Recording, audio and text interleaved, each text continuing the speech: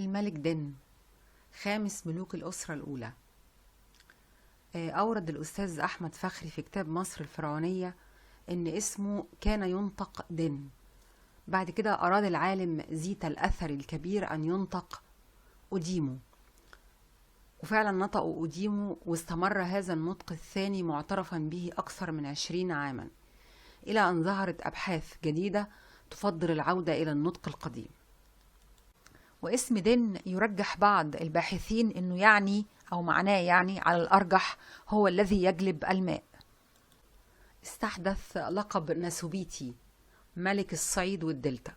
كان حريص جدا جدا على انه يظهر في كل الاعياد والمناسبات بشعار الوجهين وطقوس الوجهين ورمز الوجهين، وده كان نوع من انواع تعزيز الوحدة بين الوجه البحري والإبلي. أكبر مصدر للمعلومات عن الملك دن كان حجر باليرمو، واحنا اتكلمنا عن حجر باليرمو باعتباره مصدر من مصادر التاريخ المصري القديم في قوائم الملوك والمقابر اللي هو تركها ومقابر معاصري، لكن أكبر مصدر للمعلومات عنه كان حجر باليرمو. عثر لهذا الملك على لوحة من العاج مثل عليها احتفال تتويج الملك، وقد جاء ذكر هذا الاحتفال مرات عدة في حجر باليرمو. في هذه اللوحة يشاهد الفرعون الملك دن ممثلا وهو لابس التاج الأبيض للوجه القبلي والتاج الأحمر للوجه البحري، وهذا رمز لتوحيد القطرين. وقد مثل كذلك مرة وهو جالس على كرسي الملك فوق مقعد، ومثل مرة أخرى وهو يجري بين 6 علامات موزعة 3 في صفين عموديين، وهذا بلا شك يعد إشارة إلى الطواف الذي كان يقوم به الملك حول جدار رمزي يشبه ما يحدث حول الكعبة. وهذا الاحتفال كان من الطقوس التي كان لزاما على الملك أن يقوم بها عند تتويجه. له مقبرة ضخمة بأبيدوس رصفت أرضيتها بالجرانيت، واستخدام الجرانيت يعد ظاهرة فريدة في بابها، إذ أن استعمال الجرانيت لم ينتشر إلا بعد زمن من عهد هذا الملك. وفي عهد الملك دن يشاهد كذلك لأول مرة الاحتفال بعيد السد الذي كان يحتفل به عادة بعد انقضاء 30 عاما على تولية الملك الحكم. طبعا العيد ده كان موجود تقريبا من فترة قبله وعهد بعيد من قبله، لكن أول أثر أو أول أثار للاحتفالات بهذا العيد ما ظهرتش إلا في زمانه. هنا عايزين نقف شوية عشان نفهم إيه هو العيد الثلاثيني أو الاحتفال الثلاثيني أو عيد السد، باعتبار أنه عيد لعب دور كبير جدا في حياة الملوك المصريين وعقيدة الألوهية الملكية. الاحتفال ده كان معروف في مصر قبل الأسرات بزمن كبير، لكن أول أثر وأول بطاقة ظهرت تعبر عنه كانت في عهد الملك دن. يرجع أصل هذا الاحتفال إلى عادة تمارس في بعض الشعوب الأفريقية، وهي تحديد 30 سنة لحكم أي زعيم، لأن رخاء الناس يتوقف على قوة ذلك الزعيم. فإذا امتد عمر هذا الزعيم أكثر من ذلك قضوا عليه في حفل ديني.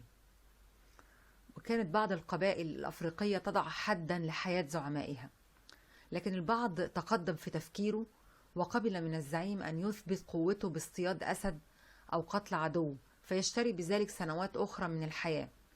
تقدم الآخرون في تفكيرهم فجعلوا الزعيم يحصل على سنوات أخرى باسترضائه للإله بتشييد معبد جديد، أو تقديم قرابين خاصة في حفل خاص يثبت فيها هذا الزعيم استمتاعه بالصحة الوفيرة.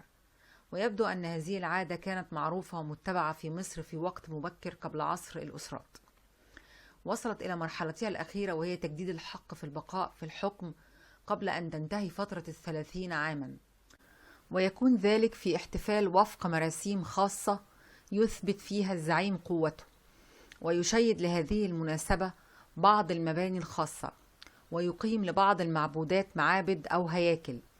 وظل ملوك مصر منذ الأسرة الأولى حتى آخر أيام حضارتها مخلصين لهذا التقليد، وكثيرا ما نرى الإشارة إليه، ونرى بعض مناظر طقوسه على جدران المعابد في جميع العصور حتى ما شيد منها في أيام الرومان. يرجح الدكتور سليم حسن في كتاب موسوعة مصر القديمة إنه الملك دن أول ملك فكر في تنظيم مياه النيل وفيضانه في منطقة الفيوم، وفتح أبواب حدود بلاده للتجارة الخارجية بشكل عظيم، وحصن المدن ونمى موارد البلاد، وكان أول ملك يحبس الأوقاف على المعابد. دين هو أول ملك مصري يرى له نقوش صخرية في شبه جزيرة سيناء، يظهر 2 أو ربما 3 نقوش للملك القائم وبعض مسؤوليه. قام الملك دين بحملة ضد القبائل الرحل في شبه جزيرة سيناء لمعاقبة قطاع الطرق اللي كانوا بيهاجموا سكان الدلتا الغربية.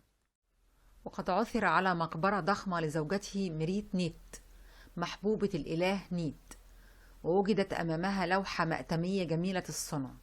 ويعتقد بعض المؤرخين أن ملوك مصر في هذا العهد جميعهم تقريبا كانوا يتخذون زوجاتهم من الدلتا لتوطيد العلاقات بين القطرين، واحنا قلنا ان دي كانت من الإجراءات اللي هم أخدوها علشان يحافظوا على وحدة البلاد.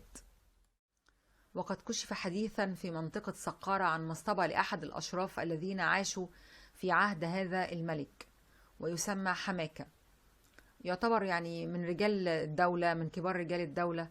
هذه المصطبة كبيرة الحجم، يبلغ طولها نحو 57 متر وعرضها 26 متر، وارتفاعها الحالي 3 متر ونص، وهي مقسمة إلى 45 مخزن تحوي الكثير من المخلفات الرائعة التي تدل على مبلغ ما وصل إليه الفن المصري في ذلك الوقت من الدقة والإتقان، إذ وجد فيها مجموعة كبيرة من الأسلحة أسوانية لعلها أكبر مجموعة وجدت من عهد واحد، كما وجد كذلك أقراص من الحجر والنحاس والخشب.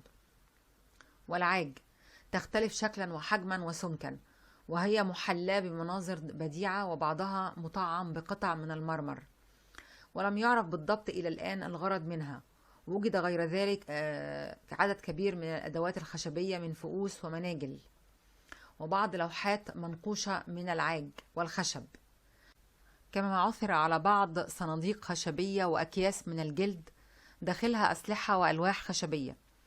وقد وجد على سدادة كيس منها ختم الملك دين. وفضلا عن كل هذا فقد عثر على قطع من النسيج وسهام من الأبانوس والعاج لها أسنة من العظم والعقيق، كما وجدت أنواع مختلفة من الأواني الفخارية مقفلة بسدادات من الطين ختمت بأختام الملك دين وحماكة معا. وكذلك وجدت مجموعة كبيرة من الأواني الحجرية ذات أشكال مختلفة، كما أنه قد عثر في سقارة على جبانة لبعض العمال من طبقة الشعب من عصر هذا الملك، تبين بوضوح الاتصال الفني بين ما وجد في مقبرة الملك ومقابر الأشراف في عهده وبين مقابر هؤلاء العمال. وقد استدل على هذه النظرية من مجموعة الأواني الحجرية التي وجدت في مقابر العمال مماثلة لما وجد منها في مقبرة الملك دين ومقبرة وزيره حماكة في سقارة، وكذلك الأسلحة المصنوعة من الحجر الصوان ورؤوس السهام وأدوات الزينة الأخرى التي وجدت في هذه المقابر. فنرى من ذلك أن الديمقراطية في ذلك العصر وصلت إلى الصناعة، فسوت بين ما يصنع للملوك والوزراء وأفراد الشعب مع الفارق في القلة والكثرة وبعض الفوارق في الدقة. كان أحد الابتكارات المهمة في عهد الملك دين إدخال الترقيم باستخدام الهيروغليفية، الخط الهيروغليفي يعني. وقبل ذلك كانت الأحداث الهامة في العام تصور فقط في اللافتات والمنمنمات. تم تسجيل معظم الأحداث الدينية والسياسية من عهد الملك دين في العديد من العلامات العاجية ومن حجر باليرمو نقش. تظهر العلامات تطورات مهمة جدا في الطباعة والفنون. السطح مقسم فنيا إلى أقسام، كل منها يعرض أحداثا فردية. يعني كانوا بيعملوا النقوش دي على ألواح عاجية ويقسموها لعدة أقسام، وكل قسم يبقى عليه حدث خاص بيه. هنلاحظ من خلال كلامنا عن الملك دين